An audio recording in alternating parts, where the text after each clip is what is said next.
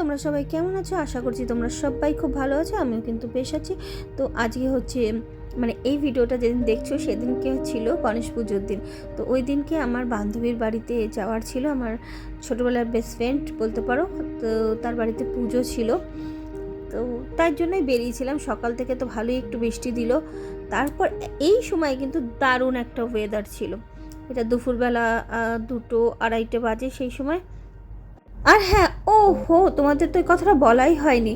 সেটা হচ্ছে তোমরা যদি ফেসবুক থেকে আমাকে দেখছো তাহলে অবশ্যই ফলো করে দিও, আর যদি ইউটিউব থেকে দেখে থাকো তাহলে একটা সাবস্ক্রাইব অবশ্যই করে দিও।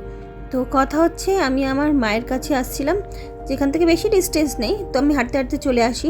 আর এই দেখো আমাদের নিউ ব্যারাকপুরে কত সুন্দর করে আই লাভ নিউ ব্যারাকপুর লেখা হয়েছে।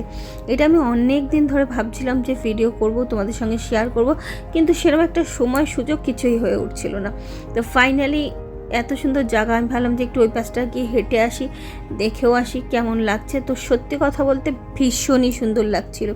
আর এইটা লেখার পরে আমি আমার বাড়িতে যারা পার্সেল দিতে আসবে, এখন তো আমি ওখানে থাকি না মায়ের কাছে, যখন মায়ের কাছে থাকতাম তখন পার্সেল দাদাদের অ্যাড্রেস দিতে খুবই অসুবিধা হতো, সেরকম একটা ল্যান্ডমার্ক বললেও ওরা বুঝতে পারতো না। তো এখন আমার খুবই সুবিধা হয়েছে, যদি আমি বাড়িতে না থাকি আমার মায়ের কাছে পার্সেলটা যদি আসে তো আমার বলতে খুবই সুবিধা হবে। যাই হোক, শুধুমাত্র এইটার জন্যে। আর ওই যে দেখা যাচ্ছে দূরে একটুখানি আমাদের বাড়িটা। তো যাই হোক, কারা কারা দেখতে পেয়েছো কমেন্টে অবশ্যই জানিও, বুঝতে পেরেছো যে আমি কোন বাড়িটার কথা বলছিলাম। তো যাই হোক, যেখানে যাওয়ার জন্য বেরিয়েছিলাম সেখানে আমার মাও যাবে, তো মা বেরিয়ে চলে এসছে।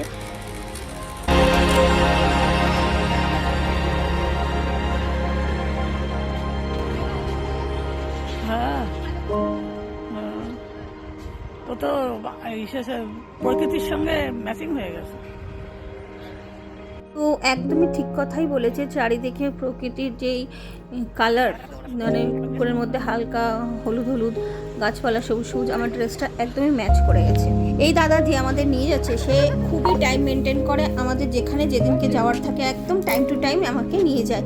কিন্তু সেদিনকে বেজায় পটি পেয়ে গেছিলো বেচারা, তার জন্য আমাদের একটু রাস্তায় দাঁড়িয়ে থাকতে হয়েছে। সেটা কোনো ব্যাপার না, আমরা দাঁড়িয়েছিলাম বলে অনেক কিছু ফটো তুলতে পারলাম। তো ফাইনালি আমরা চলেই এসেছি বন্ধুর বাড়ি বারাসাতে। আর ভিডিওটা কন্টিনিউ দেখতে হলে পরের পার্টের জন্য অপেক্ষা করুন। Turn right onto Kolkata, Basirat Road, Taki Road.